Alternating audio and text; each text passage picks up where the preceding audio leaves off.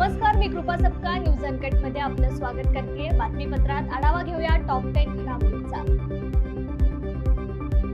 श्रीमती विजया नायडू हैदराबाद या दानशूर भाविकाने श्री विठ्ठल रुक्मिणी मंदिर समिती पंढरपूर यांना 130 ग्रॅम वजनाची सोने भेटवस्तू अर्पण केली आहे। त्याची किंमत 8,36,000 होती। या दानशूर भाविकांचा व्यवस्थापक बालाजी मुदलवाड यांच्या शुभ हस्ते उपरणे व दैनंदिनी देऊन यथोचित सन्मान करण्यात आला। त्यावेळी श्रीमती नायडू यांचे कुटुंबीय उपस्थित होते। धुळे लोकसभा मतदारसंघाच्या महाविकास आघाडीच्या उमेदवार डॉक्टर शोभा बच्छाव यांच्या प्रचारार्थ आयोजित नाशिकच्या सटाणा येथील सभेत शरद पवारांचे भाषण सुरू असताना वादळी वाऱ्यामुळे व्यासपीठामागील बॅनर कोसळला। सुदैवाने व्यासपीठावरील इतरांनी हा बॅनर वरच्यावर पकडल्याने मोठा अनर्थ टळला। दरम्यान या घटनेमुळे शरद पवारांना आपलं भाषण आटोपत घ्यावं लागलं। आक्षेपार्ह पोस्ट करून समाजाच्या भावना दुखावू नका असं आवाहन बीड जिल्हा पोलीस अधीक्षक नंदकुमार ठाकूर यांनी नागरिकांना केलंय। निवडणूक प्रक्रिया शांततेत पार पडल्यानंतर सोशल मीडियावर आक्षेपार्ह पोस्टने धुमाकूळ लावलाय। त्यामुळे दोन समाजात तेढ निर्माण होणाऱ्या घटना घडत आहेत। तर अशा काही पोस्ट टाकून सामाजिक सलोखा बिघडवण्याचा प्रयत्न केला जातोय। त्यामुळे कोणाच्याही भावनेला ठेच पोहोचेल, कोणाचाही अपमान होईल असं वर्तन पोस्ट करणाऱ्यांवर कडक कारवाई करण्यात येईल असं पोलीस अधीक्षक नंदकुमार ठाकूर यांनी सांगितलंय। बीड जिल्ह्यात नुकतीच लोकसभा निवडणूक ही काही किरकोळ घटना वगळता अत्यंत शांततेत पार पडली। या शांततेत पार पाडण्यासाठी आम्हाला समाजातील विविध घटकांनी अमोल असे सहकार्य केले। परंतु निवडणुकीनंतर काही विघ्नसंतोषी लोक निवडणुकीच्या अनुषंगाने वेगवेगळ्या जातींमध्ये तेढ निर्माण व्हावी किंवा धार्मिक तेढ निर्माण व्हावी या दृष्टीने सोशल मीडियावर काही भडक पोस्ट करत आहेत। त्यानंतर त्याच्यावर कॉमेंट्स आणि काही व्हिडिओज, फोटोज, मॉर्फ व्हिडिओ हे पोस्ट करून सामाजिक सलोखा बिघडवण्याचा प्रयत्न हा केला जात आहे। आमची सायबर टीम, आमचे जे सायबर ब्रँच आहे ही यावर लक्ष ठेवून आहेच। तसंच आपला बीड जिल्हा जो आहे तो वारकरी संप्रदायाचा जिल्हा आहे। या जिल्ह्याने या राज्यातील जनतेला विविध संत महात्मे दिलेले आहेत। संत शिकवणीप्रमाणे जो भेदाभेद आहे तो भेदाभेद विरहित लौकिक, आपल्या जिल्ह्याचा लौकिक हा आपल्याला टिकवायचा आहे। तरी कोणीही कोणाच्याही भावनांना ठेच पोहोचेल, कोणाचा अपमान होईल, कोणाचं व्यंग यावर बोलणे यामुळे किंवा कोणाला हीन वागणूक देऊन त्यांच्या भावनांना ठेच पोहोचेल अशा पद्धतीचं पोस्ट किंवा कॉमेंट हे सोशल मीडियावर कोणी टाकू नये। सर्वांचा मान सन्मान राखला जाईल ही आपली संस्कृती आहे, ती जोपासावी। जर कोणी अशा पद्धतीच्या ऑब्जेक्शनेबल पोस्ट सोशल मीडियावर अपलोड करेल तर त्यावर कडक कारवाई केली जाईल। परंतु सर्वांनी जर सोशल मीडियाचा जर जबाबदारीपूर्वक जर वापर केला तर कायदा सुव्यवस्था बिघडणार नाही आणि कायदा सुव्यवस्था राखण्यासाठी आपलं सहकार्य अपेक्षित आहे। सर्वांनी सोशल मीडियावर जबाबदारीपूर्वक आपला वापर करावा ही विनंती करतो। धन्यवाद।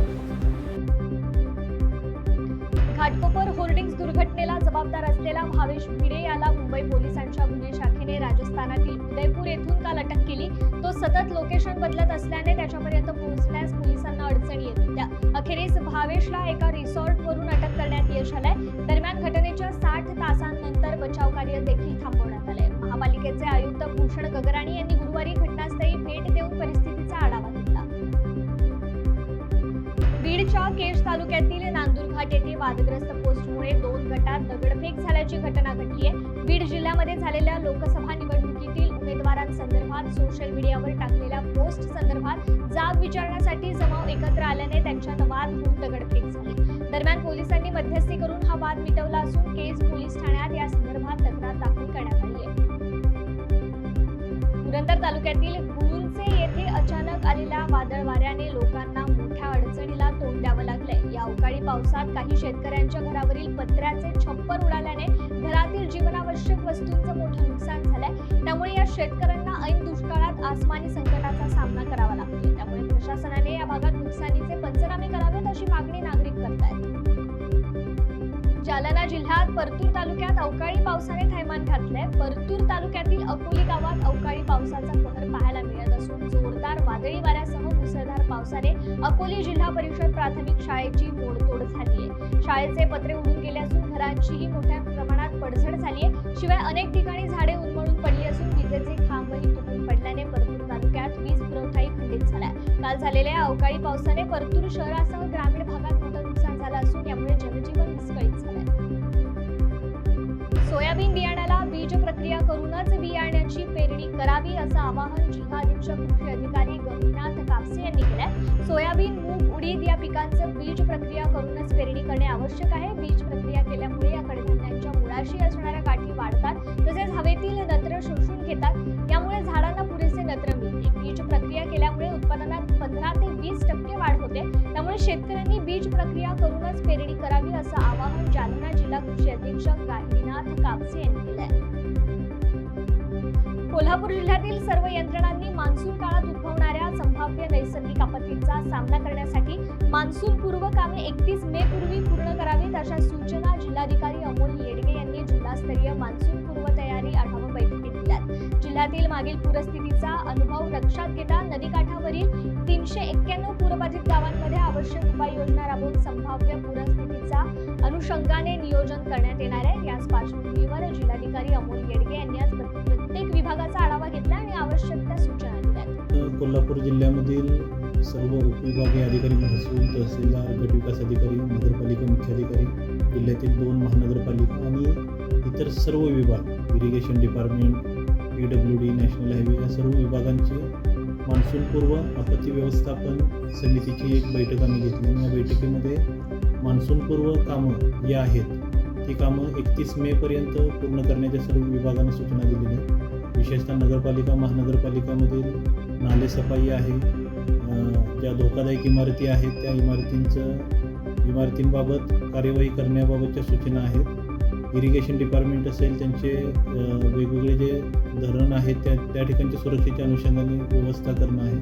PWD डिपार्टमेंटमार्फत जे वेगवेगळे पूल आहेत त्यांचे स्ट्रक्चरल स्टॅबिलिटी तपासणं या सूचना दिलेल्या आहेत आणि ही कामं 31 मेपर्यंत पूर्ण करण्यास सांगितलेली आहे. त्यासोबतच मान्सून दरम्यान जी काही आपल्याला रिलीफ वर्क जे आपल्याला करावं लागतं त्या अनुषंगाने सुद्धा 2019-2021च्या आकडेवारी लक्षात घेऊन प्रत्येक तालुकानिहाय जे काही संवेदनशील गावं आहेत, साधारणतः 300 ते 350 संवेदनशील अशी गावं आहेत, त्या ठिकाणचं नियोजन गावनिहाय सर्व तहसीलदारांना करण्याच्या सूचना दिलेल्या आहेत. आणि मान्सूनच्या कालावधीमध्ये, आपत्तीच्या कालावधीमध्ये लोकांना स्थलांतरित करण्याच्या अनुषंगाने जी काही साधनसामग्री जी आपल्याकडे आहे, बोट असतील किंवा इतर सामग्री असेल, त्या अनुषंगाने सुद्धा तपासणी करून त्या व्यवस्थित असल्याबाबतची खात्री करण्याबाबत मॉकड्रिल घेण्याबाबतच्या सूचना सर्व तहसीलदारांना दिलेल्या आहेत.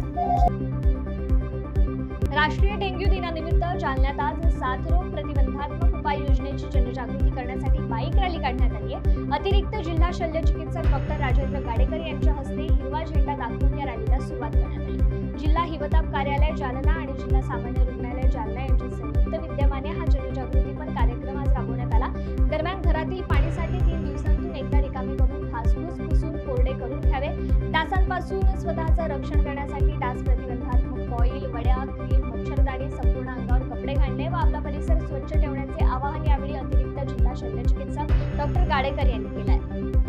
सर, काय सांगाल, आज आपल्याकडे राष्ट्रीय डेंग्यू दिन आहे. तुम्ही काय आवाहन कराल आणि आज कुठल्या कार्यक्रमाचं आयोजन कराल? आज राष्ट्रीय डेंग्यू दिन आहे आणि त्यानिमित्तानं पूर्ण जिल्हाभरामध्ये डेंग्यूविषयी जनजागृती होण्याच्या दृष्टिकोनातून जिल्हा हिवताप कार्यालय तसेच जिल्हा रुग्णालय जालना यांच्या वतीने एक रॅली काढण्यात आली होती. बाईक रॅली काढली ती पूर्ण शहरामध्ये.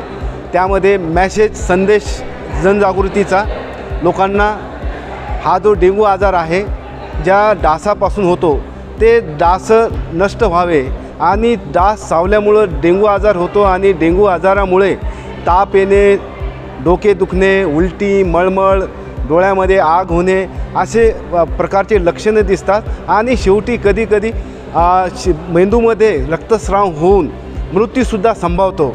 आणि म्हणून हे वेळीच आटोक्यात येण्यासाठी आपण जास्तीत जास्त डास उत्पत्तीचे जे स्थाने आहेत ते आपण नष्ट केली पाहिजे. घरामध्ये जाळीचा वापर केला पाहिजे आणि बॅट असतात इलेक्ट्रिक, त्यानंसुद्धा आपण डास चावणार नाही याची सर्वांनी दक्षता घेतली पाहिजे.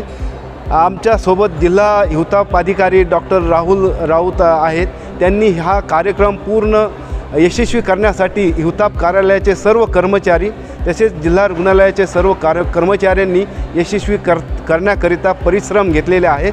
तसेच आमच्या नर्सिंग कॉलेजच्या मुली यांनी अत्यंत सुंदर अशी रांगोळी या ठिकाणी काढलेली आहे आणि त्यावरती संदेश दिलेले आहेत, जसं की दूर होगा डेंगू मलेरिया की बीमारी जब से सब लेंगे अपनी जिम्मेदारी.